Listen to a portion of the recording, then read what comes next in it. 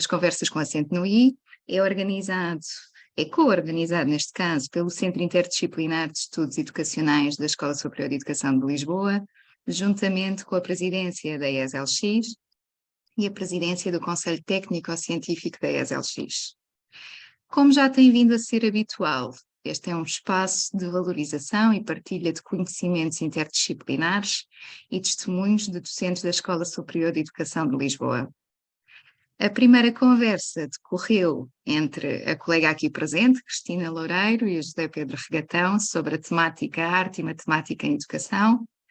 A segunda foi entre o Rui Covelho e o Nuno Ferreira, sobre Museologia e Património da ESLX. E esta conversa de hoje será uma conversa a três, sobre educação de infância, entre as colegas Encarnação Silva, Manuela Rosa e Rita Friães, a quem desde já agradeço a disponibilidade e o facto de prontamente terem aceito participar nesta conversa. Muito obrigada às três por isso. Assim sendo, e sem mais demoras, e de modo a irmos ao que realmente é importante nesta sessão, passo a palavra às protagonistas desta conversa. Obrigada a todas e a todos. Então, se me permitem começar, Ana, eu começo por dar as boas tardes a todas e a todos. Começo por dizer que é com muito gosto que estou aqui. Agradeço à coordenação do CIED o desafiante e honroso convite que me dirigiu para moderar estas conversas e para dialogar com duas queridas e estimadas colegas, a Encarnação Silva e a Manuela Rosa, tendo como pano de fundo a infância, a educação de infância, a literatura para a infância e, naturalmente, foram duas colegas com quem tive o prazer de me cruzar, de trabalhar nesta escola, sobretudo no âmbito do mestrado em educação pré-escolar.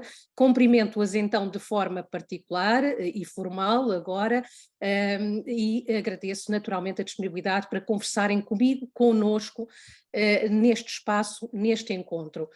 Dirijo também um agradecimento particular à colega Ana Caseiro, da equipa de coordenação do CIED, por todo o incentivo e disponibilidade para encetar este desafio, e, enfim, neste formato também que pretendemos mais informal, e ir dialogar sobre um tema que me é tão caro e sobre dois temas que se cruzam, neste caso o desenvolvimento curricular, a infância e a literatura para a infância.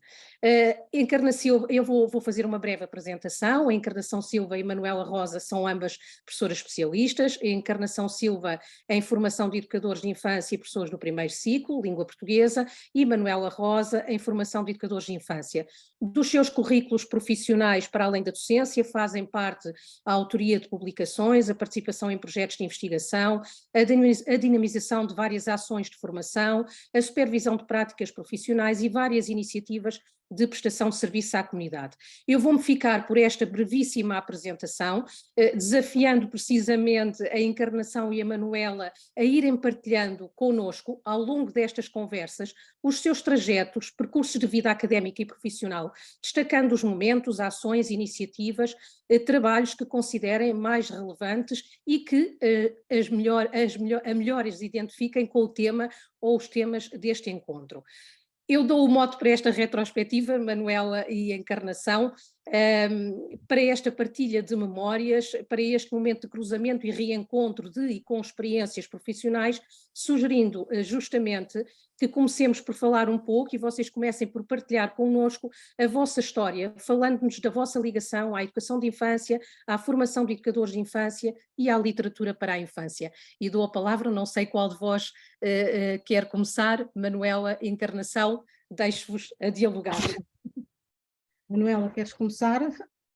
Posso começar, Encarnação, como tu quiseres. Posso começar. Bom, boa tarde a todos. Muito obrigada pelo convite que me foi endereçado. É com prazer que estou aqui para partilhar convosco bastantes anos de trabalho, sempre dedicada à infância, não é? Eu acabei o curso de educadora já vai há muito tempo, em 1980, na Escola Maria Henrique, numa perspectiva em que a infância era vista e as suas concepções eram completamente diferentes da que são atualmente. É preciso ao longo da minha prática e da minha vida profissional, foi preciso a atualização constante na procura da atualização, na procura de ter mais presente aquilo que eu necessitava saber e estar preparada para o trabalho com crianças, porque eu tive 30 anos no trabalho direto com crianças e, portanto, a formação de educadoras vem mais tarde, quando nós começamos a sentir ou começamos a ter medo da debilidade física que a idade nos traz, não é? E tive a possibilidade de ir para a ESE e achei que foi uma outra forma de estar na infância e a trabalhar para a educação de infância. Portanto, toda esta progressão e toda esta minha vida na infância, isto parece um lugar comum, mas eu sempre quis ser educadora de infância, não foi, talvez fosse influenciado pela minha mãe, mas porque as amigas da minha mãe punham-me a tomar conta dos filhos quando tinham que sair, e era uma coisa que eu gostava, e, portanto, desde sempre tive esta vontade de ser educadora. O tempo passa e realmente as concepções que temos sobre a infância têm que ir passando, têm que se ir atualizando com esse tempo. Porque eu estou a dizer isto porque quando acabei o curso em 1980 ainda não havia a Convenção dos Direitos da Criança, só em 89 é que ela aparece. E, portanto, há uma visão que aparece muito diferente a partir daí. E, portanto, este percurso marca-me muito na concepção que eu tenho hoje da infância, não é? Daquilo que é uma criança e com quem nós trabalhamos, não é? Esta é a parte mais importante. Portanto, este é um percurso longo, marcado sempre com muito questionamento. Sempre tive hipótese de participar em formação, de fazer formação, de receber e dar, que é outra questão interessante. E pronto, não quero adiantar-me muito mais, gostava depois de esclarecer um pouco o que é a infância para mim. Hoje em dia a representação que eu tenho da infância é que a criança é um aprendente ativo, não é? Não é passivo. Não está à espera que o adulto lhe ensine as coisas, ela procura interpretar o mundo que a rodeia, nasce com aptidões para interpretar, para perceber, tem valores próprios, é construtora de saber, de valores, de identidade, e isso posiciona o adulto que está com a criança numa perspectiva de supervisão, de mediadora, de intervenção, não diretiva, mas sim de companheira, de estimuladora, de provocadora das suas descobertas, que é um bocadinho desafiante, porque o educador de infância acaba por trabalhar um pouco na corda bamba, não vai com as certezas, porque as suas certezas vêm do diálogo que estabelece com a criança e daquilo que a criança lhe indica que são os seus interesses, que são aquilo que ela sabe, é aquilo por onde quer percorrer. E, portanto, esta criança ativa, capaz, competente, participativa, que descobre o mundo com os olhos próprios e que é um indivíduo único, é a criança que iremos falar hoje também, não é? Pronto, olha, passo-te a palavra, a Encarnação. Ora, então, muito boa tarde a todas e a todos. Agradeço muito este convite. Ao contrário daquilo que a Ana disse, eu não aceitei logo assim a correr, porque eu achava que não tinha grande coisa para vos dizer, mas ainda assim aceitei. E agora vou quebrar todos os cânones que são esperados e em vez de começar por fazer uma apresentação mais formal, eu vou-me apresentar através de uma história. E a história que eu escolhi para vos apresentar chama-se Um Primo Pastor e uma Velha Carrinha Branca. E é assim, num lugar perdido lá na Serra do Caldeirão, logo depois de passar o Rio Vascão, aí mesmo, entre o Alentejo e o Algarve, vivem os serrenhos. Não são reconhecidos nem como algarvios, nem como alentejanos. São uma gente singular, pelo seu modo de ser, de estar e de falar. Moça aí nascida, trazia o destino marcado, chamar-se-ia Maria, e vinha fadada para trabalhar na terra, cuidar do gado, fazer o queijo. Algumas Marias, muito poucas, seriam privilegiadas e iriam aprender o ofício da costura. Nos anos 50 do século passado, aí veio ao mundo mais uma Maria. Costureira foi desde logo o sonho da sua mãe para esta filha, pois que mãe não quer o melhor para a sua filha. Mas o tempo veio mostrar que com as agulhas esta Maria não se entendia. Desde que nasceu havia o primo Augusto, pastor de ovelhas e guardador de histórias, que a lareira contava e que sem saber o destino de Maria mudava. Maria era a sua mais fiel ouvinte. No seu colo se sentava e noite fora, ao calor da lareira, história atrás de história escutava. Bruxas, feiticeiras, bichas de 7 cabeças, a zorra berradeira, casinha da má hora, palácios, princesas, príncipes, monstros, lobisomens, belas moiras encantadas, nas sombras se projetavam e para a imaginação da Maria saltavam. O primo Augusto contava, mas o tempo passava e depois deixou de contar e passou só a recontar. E a Maria, curiosa, nada lhe escapava. Pouco a pouco na memória todas aquelas histórias guardava. E chegou o dia em que a Maria implorou por uma história nova. E então o primo Augusto assim falou: não sei mais, tens de aprender a ler, moça. Dizem que nos livros há histórias bonitas. Aprenda a ler para mas leres. É que o primo Augusto não sabia ler e disse que tinha muita pena. Ah, se eu soubesse ler, lamentava-se ele muitas vezes. Então, de ardósia na mão, num frenesim sem parança, a Maria pede aos amigos mais velhos que já andam na escola que lhe desenhem as letras na ardósia e vai perguntando sempre que apanha algum ajeito: que letra é esta? Diz-me lá. Depressa chegou o dia em que, sem ninguém perceber muito bem como, a Maria lia. Lia no livro dos irmãos, o Romeu Pimenta. Só alguns é que sabem o que é. Os pais achavam que ela tinha decorado, ouvindo os irmãos. Foi-se buscar outro livro à casa de um vizinho para tirar a prova dos 9. Pois não é que a moça lia mesmo de carreirinha por ali fora. Foi uma festa. Mas foi também uma tristeza. Maria queria livros para ler, mas livros eram coisa rara naquela terra de gente, que só lia o tempo nas nuvens e o destino nas estrelas. Mas certo dia, a magia aconteceu. Serra abaixo, serra acima, àquela terra perdida, chegou uma carrinha branca, muito velha, que buzinou, apitou e voltou a buzinar e a apitar. Bom, toda a gente foi ver o que era aquilo. Um senhor muito fino abriu a porta e pasme-se. Não é que a carrinha tinha prateleiras cheias de livros, imagine-se. Os olhos da Maria brilharam de entusiasmo e gritou: oh mãe, quero um livro! Oh filha, devem ser muito caros. Oh, lamentou-se a Maria desolada. Mas o senhor fino disse: não, minha menina, não é preciso dinheiro. Podes levar 3 livros e não pagas nada. Para o mês que vem volta outra vez. Entregas os que levas hoje e levas outros.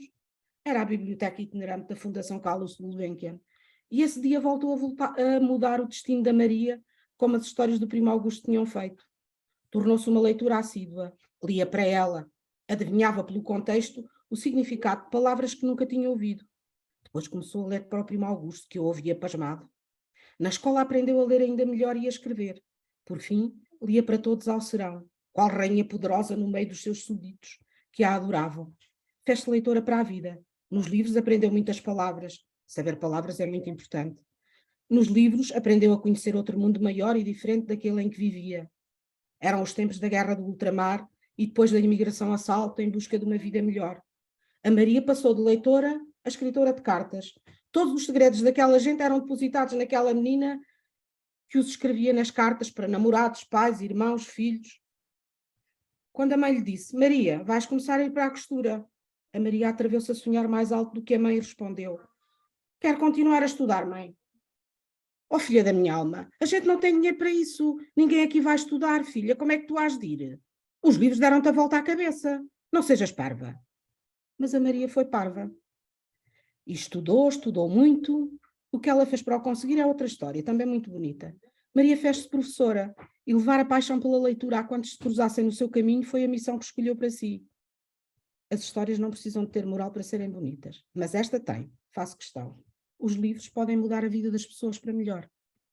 E foi assim, desta forma, que eu vim parar à literatura, que eu me fiz professora, primeiro professora de crianças pequenas, trabalhando 25 anos no terreno, diretamente, e depois mais tarde na Escola Superior de Educação, onde me cruzei com muitos futuros educadores de infância e muitos futuros professores, a quem tentei sempre, com uma força muito grande, passar esta paixão que é a minha também, pelos livros. e peço desculpa por ter feito desta forma, mas apeteceu-me só. Um beijinho para vocês. Muito obrigada, Manuela Encarnação, excelente o contar esta história, no fundo é uma excelente forma de começarmos também esta conversa, agora centrando-nos no tema que nos trouxe até aqui, ou nos temas que se cruzam, e eu, ouvindo a Encarnação a contar uma história, tenho mesmo vontade de perguntar, pode uma criança não gostar de ouvir histórias? É uma pergunta provocatória que vos faço. Encarnação, se calhar começava exatamente por ti. Pode, infelizmente, se algum adulto se encarregou de matar esse prazer, contando-lhe histórias que não são adequadas de uma forma muito maçadora, isso pode acontecer, mas o que é mais natural é que a criança goste de histórias, tal como eu, que vivia num meio onde ninguém sabia ler e adorava as histórias, primeiro através da literatura oral e depois através da leitura escrita, através da tal carrinha branca, que foi lá levar as histórias. Por isso é que é tão importante o cuidado que devemos ter nas histórias que escolhemos, que têm que ser adequadas, nos critérios com que escolhemos as histórias, para que não matemos esse prazer tão importante que é o prazer de ouvir histórias. Por isso é o educador, e agora falando já dos profissionais que lidam com a criança, que tem que evitar a todo o custo que a criança não venha a gostar de histórias. E muitas vezes isso acontece quando se usa a história como forma de ocupar um espaço morto, chegou-se ao fim do dia, ainda não está na hora de sair, vai-se buscar um qualquer livro, que às vezes nem se conhece, vai-se buscar esse livro à estante e lê-se qualquer coisa de qualquer maneira, e isso não pode acontecer de forma nenhuma. Ler uma história é um ato muito, muito importante, que tem que ser pensado, planificado, e a história tem que ser muito bem escolhida, de acordo com critérios de qualidade, de adequação, de qualidade literária, de qualidade linguística, de qualidade de conteúdo, de qualidade de imagem. O critério da diversidade é fundamental, porque as crianças são todas elas diferentes e, por serem diferentes, também gostam de histórias diferentes, com conteúdos diferentes. O critério da adequação à idade, à faixa etária, aos interesses, aos objetivos que temos em vista, à intencionalidade do educador. E para que a história seja adequada à intencionalidade do educador, o educador tem à partida que ter a intencionalidade muito bem definida e não fazer aquilo que há bocado referia de agarrar numa história qualquer, de qualquer forma. Portanto, estes critérios de qualidade, a questão da ilustração, que é tão importante nos livros atuais, e então no caso da literatura para a infância, o livro-álbum tem um papel que é fundamental. E, portanto, respondendo diretamente à tua questão, sim, as crianças podem vir a não gostar de histórias, e isso será em grande parte culpa dos adultos e do contexto que a rodeia, mas todos nós temos o dever de fazer com que isso não aconteça. Eu não quero monopolizar a palavra, mas só esse mote que me deste daria para eu ficar aqui a falar até o resto da... Obrigada, Encarnação. Sobretudo as questões da ilustração, que muitas vezes não são valorizadas tanto quanto é necessário. Mas passo a palavra à Manuela, e eu aproveitava também para pedir à Manuela, agora falando um bocadinho já dentro do espaço da sala e da tua experiência também, enfim, de inúmeras horas de observação de práticas, qual é a relação que a criança, que o educador tem nas nossas salas, na educação de infância? Como é que vês essa relação com o livro, com as histórias, na organização, nomeadamente o ambiente educativo? Eu remetia-me primeiro, numa primeira fase, para um aspecto muito importante, e referindo-me ao educador de infância, uma das coisas importantes é que os educadores também têm que gostar de histórias. O modelo que se passa e o prazer que se tem ao ler uma história vincula ou leva a criança a gostar também de histórias. Nós somos modelo, não é? E, portanto... e remete-nos aqui para aquilo que é mais importante na profissão do educador de infância, que é a intencionalidade educativa. Ou seja, aquilo que a Encarnação está a dizer é que o educador tem que ter intencionalidade, e quando o educador está numa sala, e agora estamos em todos os aspectos da sua ação, porque a intencionalidade é a orientação da sua prática, é aquilo que dá, que determina que a sua ação tem um propósito e que justifica e legitima as suas opções pedagógicas. É isto que difere um profissional de educação de infância de outra pessoa qualquer que está com crianças. É esta intencionalidade. Portanto, este é basilar em qualquer aspecto da ação, mas agora vamos nos focar na literatura. E, portanto, estes aspectos que a Encarnação focou, da escolha do texto, da escolha do livro, da escolha da imagem, etc., já têm que fazer parte da intencionalidade que o educador tem, da utilização da literatura para o grupo de crianças. A importância dessas opções, elas são determinantes e o educador vai buscá-las àquilo que pretende, quando tenho livros, quando vou ler histórias. Nós temos que fugir um pouco a esta coisa, porque se lê histórias, e há uma vulgaridade às vezes das ações que não levam ou não ajudam os educadores a refletir sobre o porquê e para quê daquilo que está a fazer. E essa é a grande questão da intencionalidade, não é? E, portanto, o educador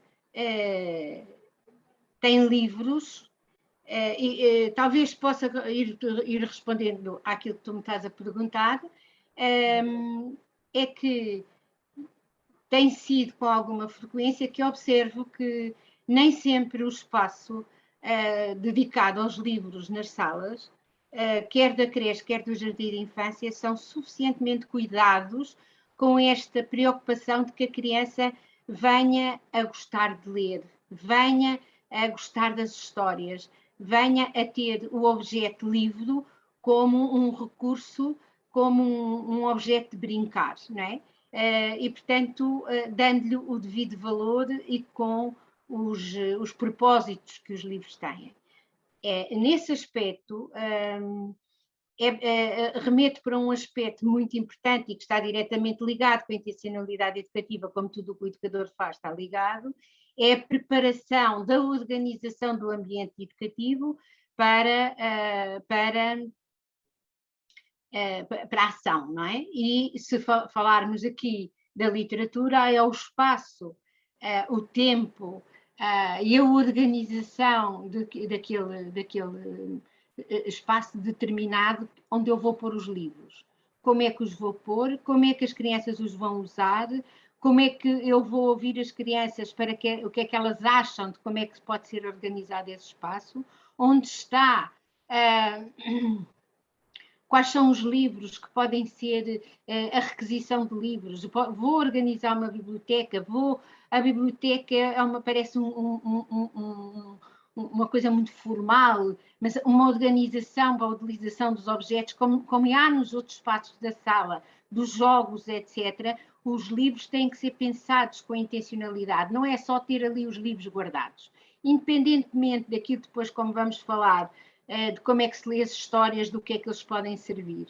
E, portanto, é já dentro da gestão curricular que aparece o espaço do livro cuidado e preocupado para que a criança lhe apeteça escolher aquele espaço para brincar, não é? E aqui a leitura é um espaço a leitura tem que ser um brincar para a criança, não é? E, portanto, os aspectos da leitura, das histórias, o manuseamento dos livros, etc. E isso passa muito aquilo que o educador pensa que deve ser a própria vivência do livro e a importância que dá a esses recursos e identificar os conteúdos que esses aspectos todos têm no currículo e que pode utilizar. Portanto, acho que, tal como disse a Encarnação, o livro por vezes é um tapa-buracos, é lido de qualquer forma, não é interpretado, não serve só para as crianças estarem entretidas, não é?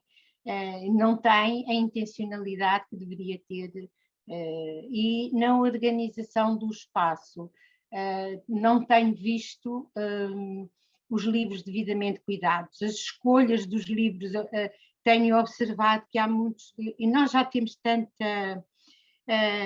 tão bons livros feitos em Portugal, portugueses, com bons autores, bons criativos, que é uma pena os educadores não estarem atentos a isso, porque podem perfeitamente favorecer a criança ou promover junto das crianças a utilização desse recurso que é tão importante e que é histórico, não é? Porque o livro é um bem da humanidade, não é? E, portanto, isto é muito importante. Não sei se respondi a tudo o que tu estavas a dizer, Rita, sim, mas... Sim, Manuela, sim, eu também ia introduzir precisamente essa questão, como é que essa biblioteca das salas convida a criança a pensar, a imaginar, a procurar e a sentir. Vejo frequentemente quando vou fazer a observação de práticas, se há espaço em que de facto essa biblioteca é um espaço que é da criança, que se percebe que há uma participação, como tu dizes, também logo na escolha do acervo daquele espaço, muitas vezes não acontece. E eu ia perguntar precisamente como é que nós poderemos alterar isso, que livros é que devem fazer parte dessa biblioteca, como é que se faz efetivamente essa escolha, e se essa escolha é feita com a criança, como é que, ou com o grupo, como é que efetivamente um educador poderá levar a que aqueles espaços que eu vejo tantas vezes não serem utilizados possam ser mais utilizados e convidar a criança precisamente a frequentá-los e a utilizá-los. Não sei se Manuela ou Encarnação. Eu posso dizer, passa muito pela aquilo que a educadora defende relativamente a isso, não é? Mas aquilo que eu sei é que realmente o espaço da biblioteca, como normalmente se chama, ou dos livros, é um espaço que deve estar na sala devidamente identificado, não é? Identificado como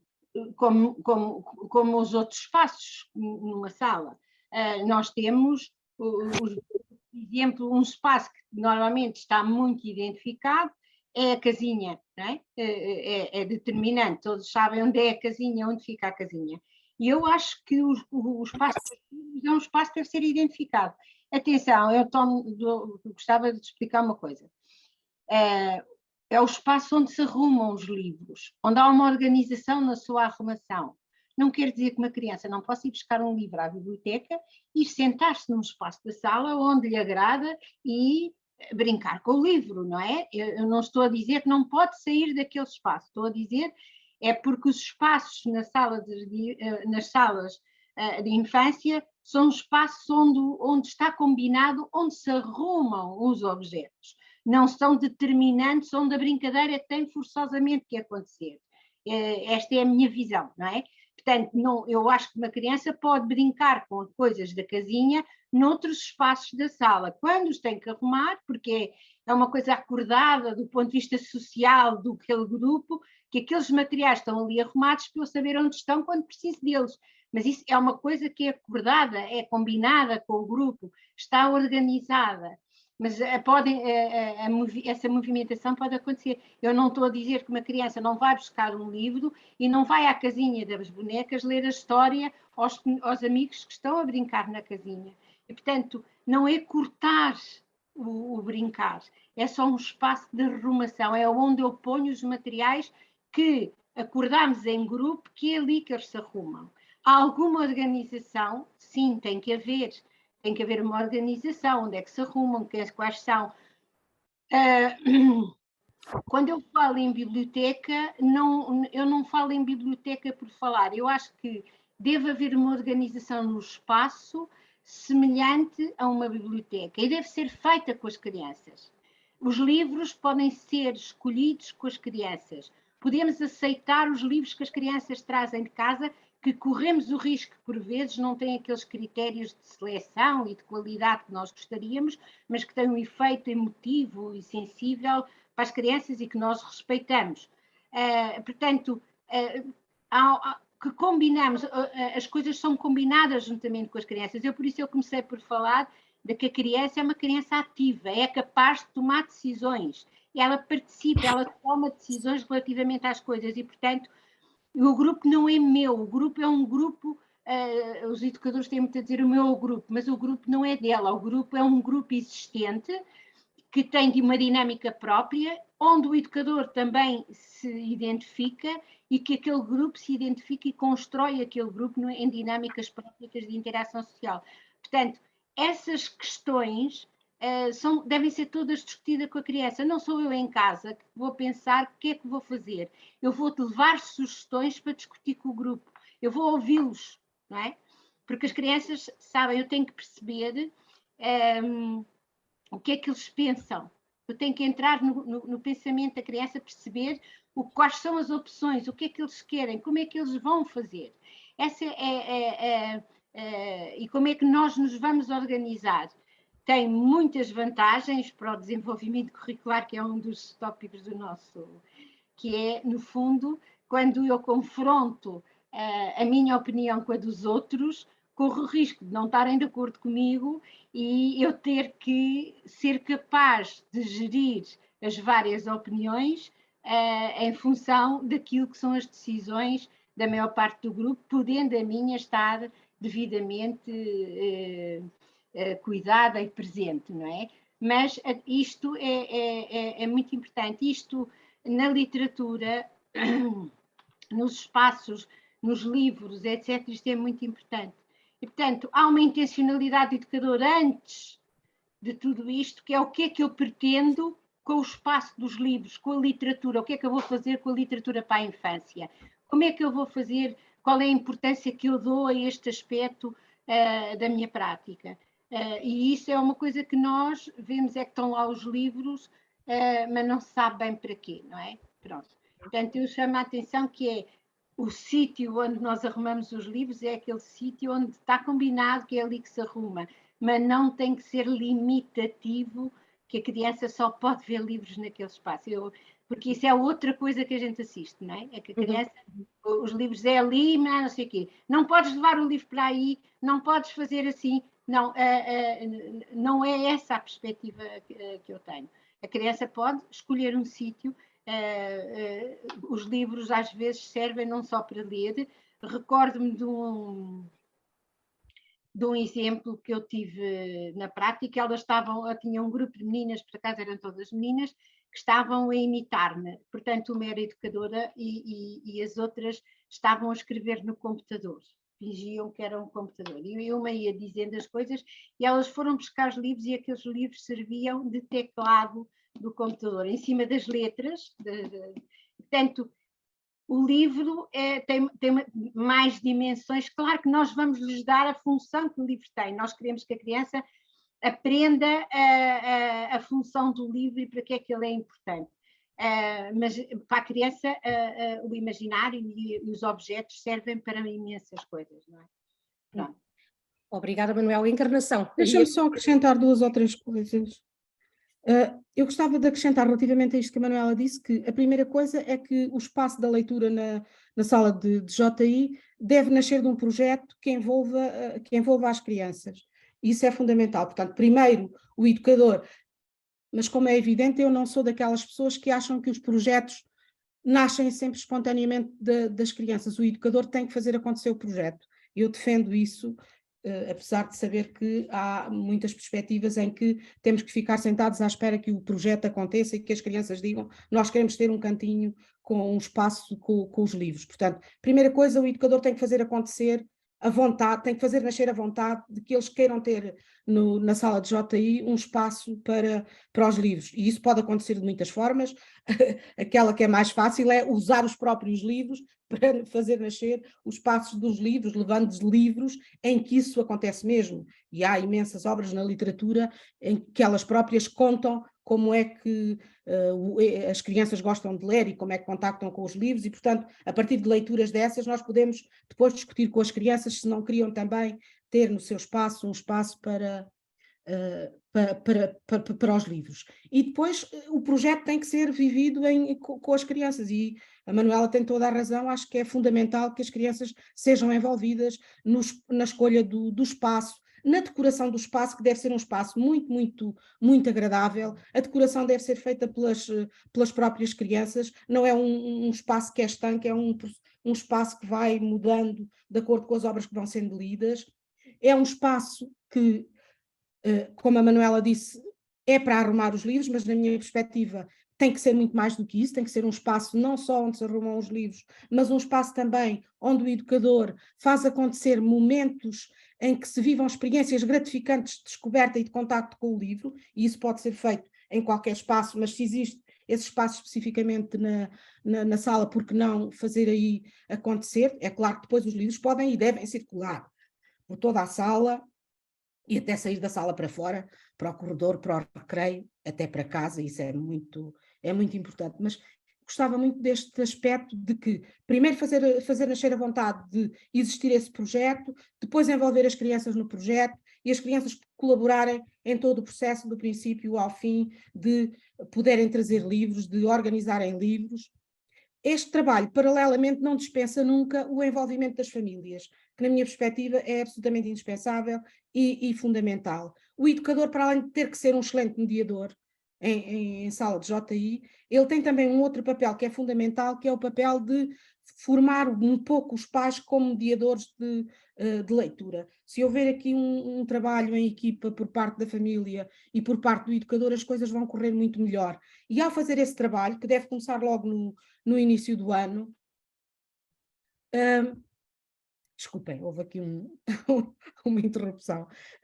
Ao fazer esse trabalho, que deve começar logo desde muito cedo, uma das coisas que o educador faz é falar de livros com os pais, desde logo é explicar-lhe as grandes vantagens que existem no contacto com o livro, no contacto com as histórias, no contacto com a literatura em geral, porque muitos pais não têm a consciência disso. Muitos pais não fazem esse trabalho de leitura em casa com os filhos, de descoberta do livro, de contacto com o livro, porque eles próprios não têm consciência das múltiplas vantagens que isso tem para o desenvolvimento dos filhos. Se o educador ou o professor fizerem esse trabalho com os pais, eles vão ficar muito mais sensíveis para isso e vão certamente fazê-lo. Portanto, falar-lhes da importância e depois falar-lhes de alguns critérios que eles podem usar para escolherem livros para os filhos, e para mim a melhor forma de o fazer é levar alguns livros para esses encontros com a família e mostrar esses livros aos pais. Atualmente há formas muito simplificadas de fazer este trabalho de ligação com os pais, por exemplo, utilizando as novas tecnologias, através de blogs, de sites, de todas essas coisas que se podem criar, onde o educador vai partilhando livros com os pais, vai dando sugestões de leitura adequadas aos pais e partilhando livros que lê, e isso é também uma forma de depois, quando acontece aquela coisa das crianças levarem livros de casa para o jardim de infância, já a qualidade vai progressivamente melhorando, e depois retomar também aquela ideia de que a Manuela falava, da intencionalidade do educador na preparação do momento de comunicação da história. Deve haver momentos formais e momentos informais de frequência desse espaço. Nos momentos informais a criança vai e tira o livro e leva o livro para onde quer e lê quando quer, partilha com um colega, mas também deve haver momentos mais formais em que o próprio educador preparou cuidadosamente e com uma grande intencionalidade, pensando nos 3 momentos fundamentais, o antes, o durante e o depois, de comunicação da história às crianças. E isso tem que ser feito de forma cuidada, pensada, planificada, desde logo que história vai ler, porque é que vai ler aquela, o que é que faz antes de apresentar a história, como é que cria o ambiente, como é que cria a envolvência, porque se queremos formar leitores, e eles começam-se a formar ainda antes do jardim de infância, mas o jardim de infância dá um contributo fundamental para isso, temos que pensar como é que vamos fazer nascer o prazer de descobrir a leitura, de contactar com a leitura, e para fazer isso os livros têm que ser escolhidos com muito cuidado. Aliás, uma das primeiras intencionalidades do educador deve ser exatamente essa, de fazer nascer o prazer de descobrir os livros, de contactar com os livros, de se sentir bem a ouvir ler a história. Essa é uma intencionalidade muito importante. E para que essa intencionalidade se cumpra, ele tem que ser muito cuidadoso na obra que escolhe, na extensão, na possibilidade que ela tem ou não de envolver a criança no conto da própria história. Há obras em que a criança deixa de ser um leitor, um ouvinte passivo, e é um ouvinte ativo, e ele intervém e ajuda o educador a contar a história, e a história deixa de ser a história do educador e passa a ser a nossa história, e há imensas obras que, pela forma como estão escritas, pela ilustração que têm, permitem essa forma de mediação, envolvendo a criança do princípio ao fim, no conto da própria história, e isso é uma preocupação que o educador tem que ter. Depois, no durante, na escolha, portanto, a primeira preocupação é a escolha da obra, depois como é que senta as crianças, como é que lhes acicata a vontade de querer ouvir aquela história, como é que faz a antecipação da história, levantar um bocadinho o véu para fazer nascer a vontade de ouvir aquela história, não perdendo muito tempo aí e não levantando muito o véu, porque às vezes também se assiste a momentos do antes da história em que já contam a história antes de contar a história e depois há ali uma redundância, e depois a hora de contar a história, e aqui a palavra de ordem para mim é a diversidade nas formas de o apresentar. Diversificar bastante a forma como as histórias são apresentadas. Ler apenas a história, uma boa leitura é muito importante, mas essa boa leitura só acontece se o próprio educador estiver preparado para ler bem, porque ninguém lê muito bem uma história que nunca abriu e que está a descobrir pela primeira vez, a não ser que seja assim alguém completamente sobredotado, mas regra geral as pessoas normais, mais vulgares, precisam de fazer uma leitura prévia para depois conseguirem fazer uma leitura envolvente com as crianças. Portanto, uma boa leitura, outras vezes optar apenas por contar, mostrando o livro e contando a história sem a ler, outras vezes animar a própria história, apesar de que ler e contar já são formas de animação, mas animar utilizando objetos, utilizando sombras, utilizando a caixa das personagens, todas essas técnicas imensas que o educador tem à sua disposição para partilhar a história com as crianças, sendo que elas dão às vezes algum trabalho para poderem ser utilizadas, e aqui a conversa é como as cerejas. Essa questão de dar muito trabalho leva-nos a uma outra coisa, que é o trabalho em equipa que deve existir nas equipas educativas. Se uma educadora faz um conjunto de materiais para apresentar uma boa história, se outra educadora fizer um conjunto de materiais para apresentar outra história, e se trocarem esses materiais entre si, há uma sobrecarga que é diminuída e há uma possibilidade das crianças mais vezes poderem viver experiências gratificantes e interessantes e motivadoras de contacto com a obra. E depois, como a Manuela disse, o depois da história, que a Manuela às vezes falava que às vezes não há tempo de se falar sobre a história, etc. O terceiro e último momento, que é o depois da história, o falar sobre a história, ou deixar que fiquem calados alguns que não lhes apetece falar sobre a história, mas ficar atento a esses alguns que não quiseram falar sobre a história, para que da próxima vez se veja alguma forma de que eles também comecem progressivamente a ir participando. Pensar muito bem nas perguntas que o educador vai colocar sobre a história, que atividades é que pode desencadear sobre aquela história, ou então não se desencadeiam outras atividades, apenas se fala sobre a história, porque eu defendo aqui duas perspectivas que eu acho que não são antagónicas, que é, podemos ouvir uma história só pelo prazer de a ouvir e pelo prazer de aprender progressivamente a gostar de histórias e falar um pouco sobre a história, o que mudávamos, o que gostávamos, o que não gostávamos, mas também a utilização da história como um contexto significativo para desencadear algumas aprendizagens em outras áreas, por exemplo, que a história vai permitir. Portanto, todos estes três momentos podem e devem ser muito bem planificados pelo educador, e por isso tem que, em casa, planificar o seu trabalho da hora do conto, tal como planifica e pensa no outro trabalho. Isto não significa, pensar as coisas não significa que elas depois vão acontecer exatamente como nós as pensamos, porque vamos estar sempre abertos, isso faz parte da profissão, vamos estar sempre abertos às interrogações que as crianças vão colocando, aos caminhos para onde elas nos vão levando, mas pensar previamente numa linha condutora. Então, na questão das perguntas que se colocam sobre a história no final, é fundamental que o educador pense previamente, porque uma coisa é colocar questões que obrigam a criança a reproduzir apenas de memória qualquer coisa que ouviu na história. Outra coisa completamente diferente é colocar questões que obriguem a criança a pensar sobre a história, a relacionar a informação que está na história, usar aqui um palavrão técnico, as tais perguntas de compreensão inferencial, que são fundamentais para o desenvolvimento e para aprender a pensar, mas perguntas essas que não seremos capazes de colocar se previamente nós também não tivermos pensado nelas, porque são perguntas que exigem pensamento da nossa própria parte. Portanto, saber perguntar tem que ser pensado.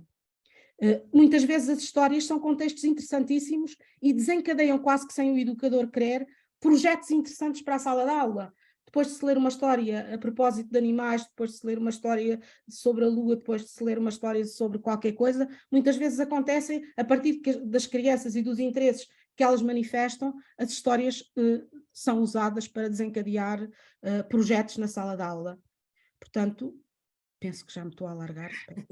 Não, Encarnação, obrigada. Eu vou, a propósito do livro enquanto objeto de brincar, portanto, do livro brinquedo, eu vou lançar outra questão que gostava de vos ouvir, que tem a ver precisamente com o digital na literatura para a infância. E qual é a vossa visão? A questão é, não, nesta perspectiva do livro enquanto objeto, livro brinquedo, não se perde o sentir, o cheiro, esta ideia de objeto do brincar, enquanto objeto de interação. Aquilo que vos pergunto em concreto é o que é que se ganha, o que é que se perde com esta digitalização na literatura para a infância, o digital na literatura para a infância. Qual é a vossa experiência, qual é a vossa visão sobre este assunto? Eu antes de entrar nessa questão, eu gostava de dizer alguma coisa acerca de algumas coisas que disse a Encarnação, que é, no Plano Nacional de Leitura existe uma coisa que é a leitura à par. Isto tem a ver com o envolvimento dos pais na leitura, no desenvolvimento da leitura e da escrita das crianças. Esta é uma perspectiva extraordinariamente interessante, no sentido em que os pais têm algumas indicações da forma como podem ler a história, a forma como se fazem, e isso envolve os pais num aspecto muito importante, que é o desenvolvimento do currículo, não é? Portanto, há um conteúdo curricular que é a emergência da escrita e da leitura, no qual os pais são envolvidos de uma forma sugerida pelo educador, de como fazer as crianças aprender a ler e a escrever num aspecto não formal. Em simultâneo, os pais vão se apercebendo da importância dessas aprendizagens para a aquisição formal da leitura e da escrita. E, portanto, é uma forma de participação dos pais, concretamente, no desenvolvimento do currículo na sala. Outro aspecto que eu gostava, aliás, nós estamos aqui só a focar-nos na leitura, mas eu, como educadora, isto é um processo que os pais devem ser envolvidos em todos os aspectos, não é? Eu gostava de chamar a atenção é que este aspecto do desenvolvimento do desenvolvimento do projeto de leitor na criança começa na creche, não é uma situação do jardim de infância. As idades dos 0 aos 3, a intencionalidade destes aspectos para a literatura, a utilização do livro, a utilização da imagem, etc., tem que ser intencionalmente pensada também. Portanto, chamar a atenção que quando a criança chega ao jardim de infância, já leva uma série de aprendizagens no sentido de dar continuidade depois, de uma forma talvez um pouco mais complexa, etc. Outra coisa que eu queria chamar a atenção é que, se nós queremos que as crianças gostem de ler, de ouvir histórias, de querer ouvir histórias, devemos perceber que nem sempre os momentos de grande grupo na leitura de histórias, que normalmente, e a Encarnação falou nisso, a hora do conto, na hora do conto às vezes é falso para algumas crianças, porque elas não estão interessadas naquele momento de ouvir o conto. Ou seja, o educador tem que ter a capacidade de quem quer ouvir a história, conta a história para quem quer ouvir, a história é lida mais do que uma vez durante a semana, está o livro disponível e as próprias crianças vão contando umas às outras nos momentos de avaliação, nos momentos, e partilham aquilo que vão descobrindo das histórias. Estas são, porque muitas vezes nós assistimos a momentos do conto da história, a momentos muito, muito difíceis para determinadas crianças que não me apetece estar ali. E o educador muitas vezes tem que estar a dizer, está quieto, não estás-me a interromper, e isto são momentos pouco gratificantes na leitura de histórias. E, portanto, devemos encontrar os melhores momentos com as crianças que querem efetivamente ouvir a história e arranjar formas de a repetir para todos nos momentos que cada um quer. Isto é muito importante, porque às vezes impõe-se a história, quando a história deve vir, a vontade de ouvir a história tem que vir da própria criança. Portanto, estes aspectos é muito importante. E outra coisa é que o livro ou as histórias, quando intencionalmente pensadas, elas são aquilo que nós podemos chamar a integração curricular. Porque uma história tem todos os conteúdos que vêm nas OCEP, lá tem movimento, tem cor, tem som, tem conteúdos, tem a escrita, tem a leitura, tem noções matemáticas, tem tudo. O educador, na preparação da história, é que vai identificar aquilo que pode ser, aquilo que pode acontecer a partir daquela história. Não para ir dar como uma ala, mas pode estar atento para sugerir, para levantar, para preparar as tais questões que a Encarnação disse e poder perceber no final da história o que é que a criança percebeu, qual é o pensamento da criança sobre aquela história, o que é que foi importante, o que é que aquela história trouxe para a criança. Quando a minha filha era pequena, disse uma coisa que eu achei muito importante e que trouxe até hoje, porque ela já é grande. Estava sentada, quieta, e de repente diz-me assim: oh mãe, nós quando pensamos não se vê. Eu disse: não filha, não se vê, quando pensamos não se vê, mas olha, quando falamos vê-se. E é esta capacidade de aceder ao pensamento da criança através da comunicação no final da história que nos é para nós muito importante, até para ver pistas das propostas que eu posso propor, não é? E que posso tornar mais complexa aquela aprendizagem e o caminho que a criança está a querer seguir. Portanto, nesse aspecto eu acho que isso é muito importante e tem que pensar. Eu tenho assistido como supervisora a momentos de leitura extremamente constrangedores, por isso é que eu estou a trazer isto para aqui. É porque todos os meninos têm que ouvir a história e depois vemos que há meninos que estão ali que não estão nem aí, não querem saber, e quando nós vamos fazer perguntas no fim, eles dizem: não gostei, não quero. E, portanto, para se criar este gosto pela leitura e o gosto de se tornar leitor, temos que ter em atenção isto, e não pode ser tudo ao mesmo tempo.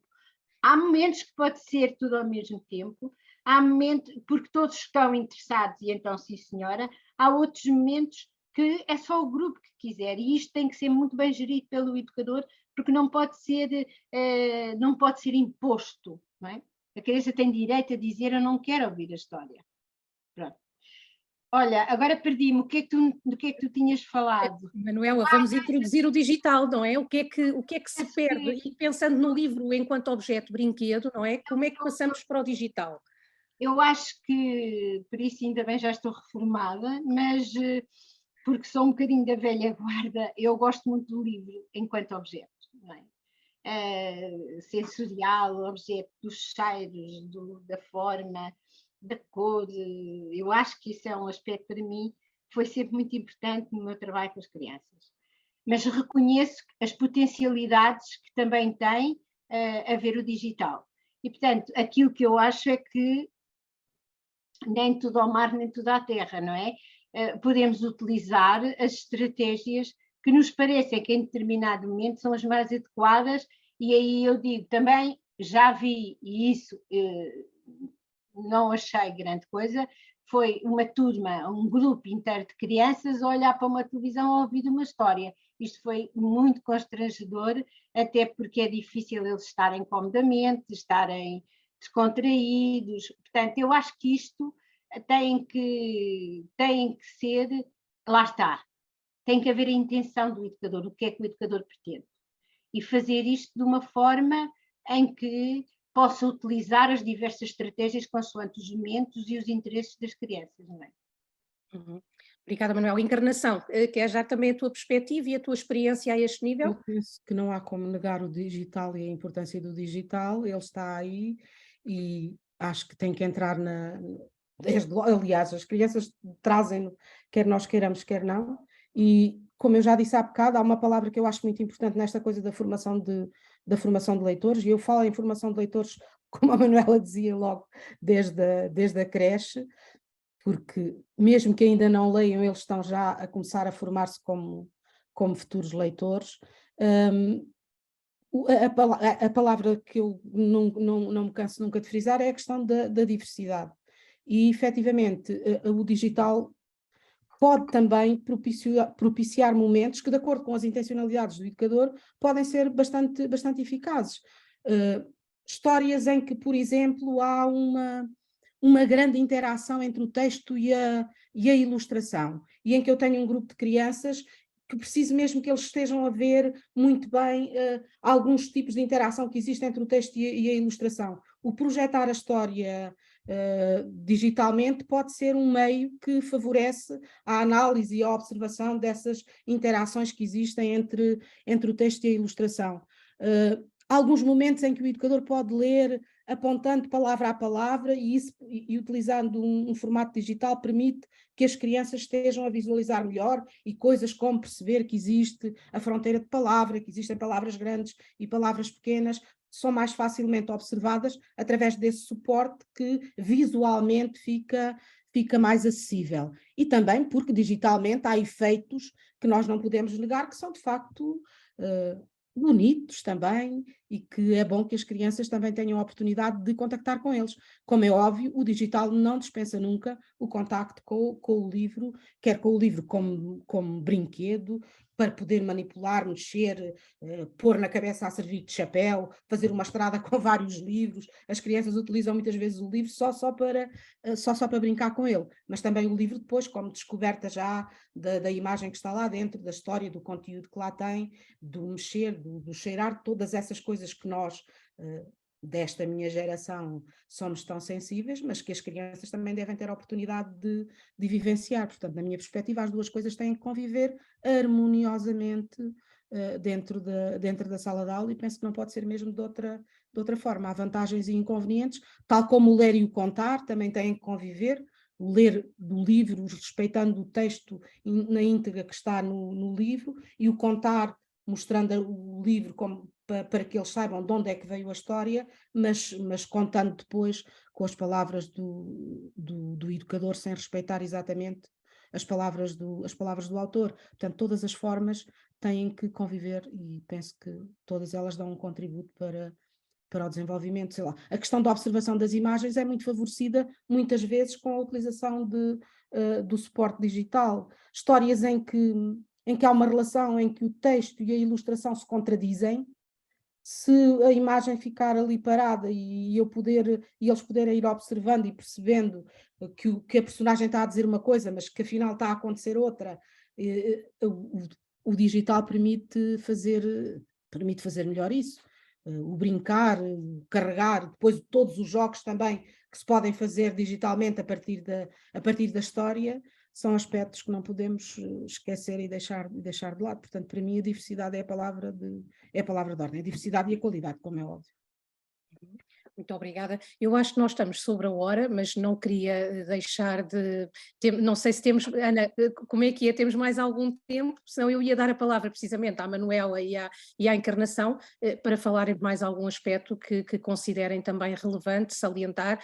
Falaram há pouco, e a Manuela esteve aqui a falar de um aspecto que também me parece muito importante, que é esta questão das famílias, enfim, e a literatura poder fomentar o lugar das famílias no desenvolvimento do currículo. Manuela, não sei se queres desenvolver um pouco mais esse aspecto, que me parece fundamental, essa relação com as famílias, e depois passaria também a palavra à Encarnação, se quiser salientar mais algum aspecto que tenha pensado hoje para partilhar connosco.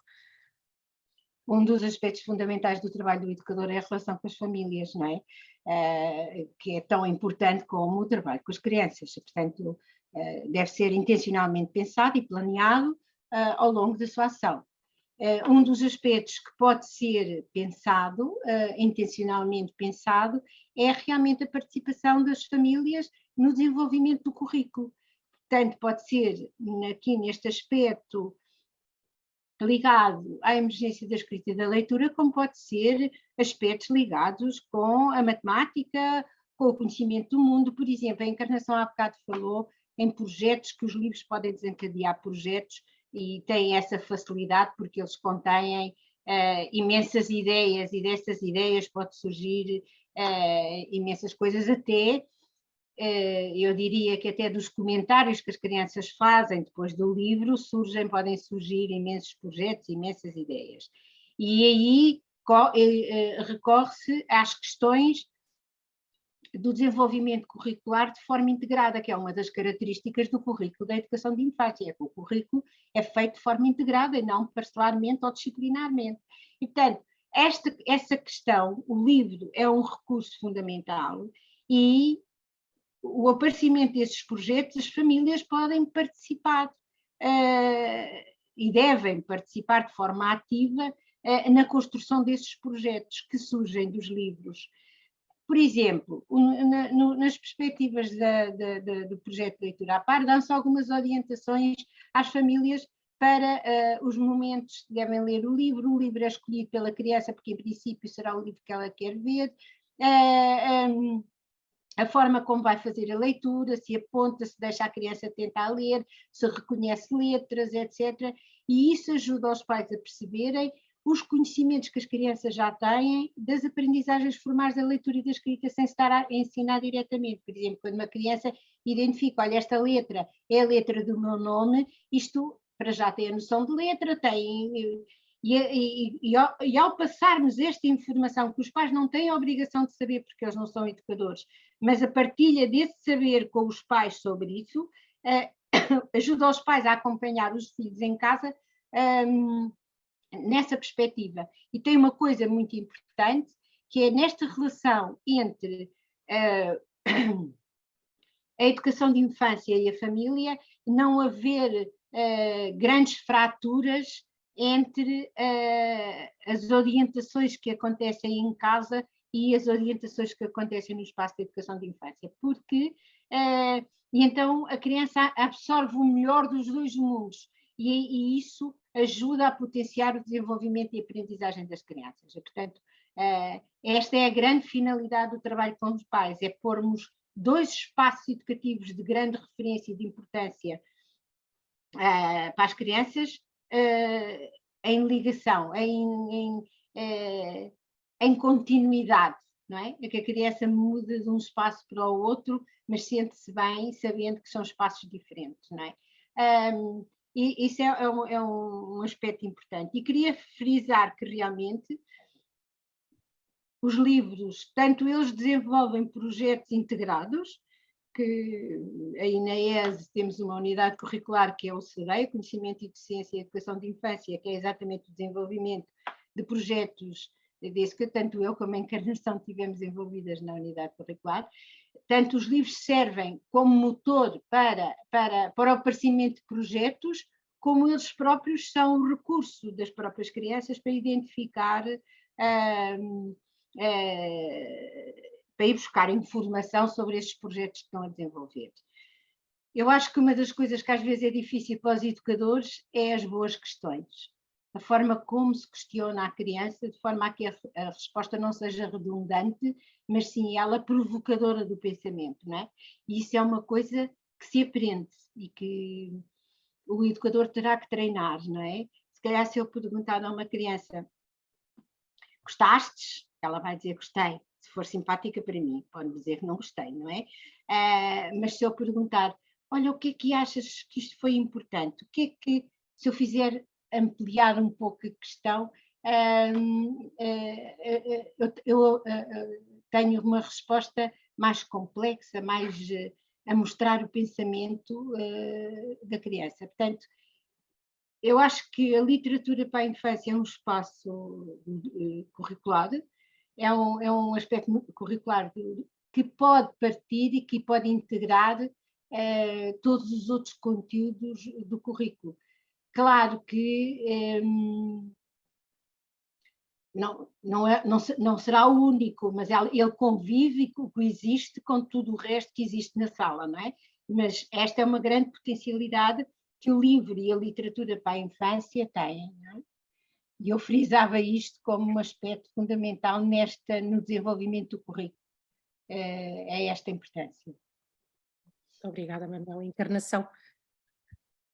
Eu reitero o que a Manuela disse relativamente ao envolvimento das famílias. É fundamental que o educador envolva as famílias na promoção da leitura, explicando as vantagens do contacto com o livro, partilhando critérios para a escolha dos livros com os pais, dar sugestões de livros aos pais, explicar e mostrar o que se pode fazer com o livro e, sobretudo, criar projetos que envolvam os pais na promoção de leitura. Não precisam de ser grandes projetos, devem ser projetos simples, mas execuíveis, levar o livro para casa para ler ao fim de semana, o saco de ir e vir, fazer um chá com livros com os pais de vez em quando. Portanto, coisas muito simples, que não representem uma grande sobrecarga nem para o educador nem para os pais, mas que sejam eficazes, porque têm que ser realizados repetitivamente, porque para criar um hábito, muitas vezes é preciso repetição. Portanto, não podem ser projetos muito exigentes, porque senão os pais desistem, o educador também tem tanta coisa que depois acaba por não poder dar continuidade. Esses projetos têm que ter continuidade, têm que ser repetidos ao longo do tempo e penso que são todos aqueles que eu conheço, quando feitos com seriedade, têm sempre bom resultado e são muitíssimo eficazes. Pois o educador não se pode esquecer nunca que os livros são a primeira janela aberta para o mundo, são muitas vezes a primeira janela aberta para o mundo com o qual a criança contacta. Através deles desenvolvem competências linguísticas e aqui é muito, muito importante que tenhamos consciência da riqueza que os livros nos trazem. O desenvolvimento da consciência fonológica, o desenvolvimento da consciência lexical. Aprender palavras é fundamental para sermos bem-sucedidos na vida. Quanto mais palavras nós conhecemos, mais eficazes nós estamos a comunicar com os outros, a convencer os outros de qualquer coisa, a explicar aos outros qualquer coisa. Portanto, saber palavras é muito importante e a partir dos livros nós aprendemos muitas, muitas palavras. Organizamos melhor o nosso discurso, compreendemos melhor o discurso dos outros se ouvirmos, ler e se contactarmos desde muito cedo com o livro. Os livros permitem-nos também conhecer melhor os outros, e os que são iguais a mim, os que são diferentes de mim. O livro permite isso e isso é muito importante. A educação para a diferença, o livro dá um contributo que é fundamental se for um livro bem escolhido, onde há crianças que se deslocam em cadeira de rodas, onde há crianças de várias cores, onde há crianças com cores de cabelos, de olhos, etc., diferentes. O livro dá um contributo fundamental para a educação para a diferença. Como vivem os outros, o que é que os outros fazem, como é que são. O conhecer o mundo e o seu funcionamento. Através do livro nós temos a oportunidade de perceber como é que funciona o mundo, que plantas existem, como é que são as plantas, os animais, os países, etc. Todo o mundo no seu funcionamento muitas vezes pode ser também apreendido através dos livros. Também, reparem, eu sei que é um meio apenas e não o único. O desenvolvimento de competências sociais e afetivas que os livros permitem, não só pelo momento de contacto com o livro, pelo conteúdo do próprio livro, mas também com a hora de estar com outros à volta de um livro, que me ensina a saber escutar, a saber pedir a palavra, a saber ouvir, a perguntar o que é que isso quer dizer porque eu não sei, a esperar a sua vez de falar. E então, ao nível dos laços afetivos, a forma como as personagens se comportam no livro serve de modelo para a criança também aprender comportamentos mais adequados. As questões da educação artística, os livros dão um contributo que é absolutamente fundamental. Muitas vezes os livros é a primeira galeria de arte que a criança visita, não só pelas ilustrações, mas também por obras de arte, ou reproduções de obras de arte que muitas vezes são incluídas nas ilustrações do próprio livro.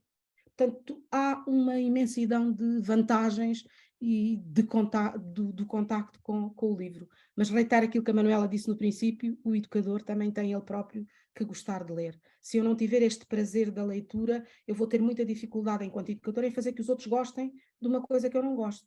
Portanto, nós, quem tem responsabilidade na formação de educadores, era dos primeiros objetivos que eu tinha quando trabalhava com os educadores, era a primeira coisa que eu queria, era que eles aprendessem a gostar de ler, que eles próprios tivessem prazer na descoberta do livro e no contacto com o livro, e isso penso que na formação de educadores é muito, muito, muito importante. Pronto, e depois a preocupação com os critérios na escolha da obra, e fecho por aqui. E a intencionalidade que a Manuela também referiu. Eu só gostava de dizer uma coisa mais, que é: o livro depois provoca uma série de ações na criança, não é? A história provoca uma série de ações na criança. Ao observar, o educador, ao observar essas ações, vai podendo ir avaliando o efeito da história, as aprendizagens que aconteceram, e a partir daí reinvestir noutros aspectos e dar continuidade ao currículo e dar continuidade aos aspectos mais importantes, que para a criança ela tem vindo a identificar. Portanto, eu não queria tirar de fora os aspectos do livro, dos aspectos da avaliação, que é fundamental no trabalho do educador, não é? E, portanto, isto é fundamental perceber que não é... Claro que também serve a avaliação se a criança já conseguiu dizer a palavra tal, se conheceu a palavra tal, se fez isso tudo. Mas é tudo aquilo que é provocado pelo próprio livro e que nas ações da criança, e às vezes não é de imediato, nós podemos observar e registar como uma aprendizagem de uma coisa que aconteceu à criança e que foi a partir de determinado estímulo que veio do livro, não é? Muito obrigada, Manuela Encarnação. Eu ficava aqui a conversar convosco a tarde inteira. Muito obrigada por esta partilha de saberes, por nos deixarem a pensar e deixarem-nos tantas interrogações para esta questão da literatura, para o desenvolvimento curricular e a literatura ter esse lugar para o desenvolvimento do currículo à educação de infância. E agradeço e passo aqui a palavra à Ana Caseiro. Obrigada. Obrigada. Tal como a Rita, eu tenho que vos agradecer imenso por esta partilha. Isto foi um excelente momento de conversa e realmente de partilha.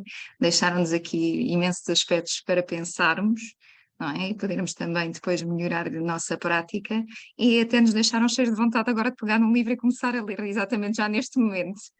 Portanto, a vontade foi tanta que nós até, eu por mim, falo para mim, ia já correr a pegar num livro.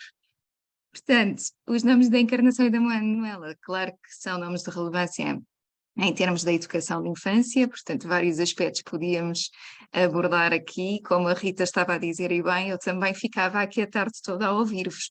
Portanto, a Encarnação, que ainda há bocadinho comentou, não é? Que não aceitou logo ao início o convite, porque tinha receio de não ter o que dizer, afinal, vocês as duas juntas, a Encarnação e a Manuela, teriam aqui, com a moderação da Rita, uma conversa possível para uma tarde ou até um dia inteiro, para partilhar connosco todas as experiências que tiveram e tudo aquilo que já refletiram e o conhecimento que têm.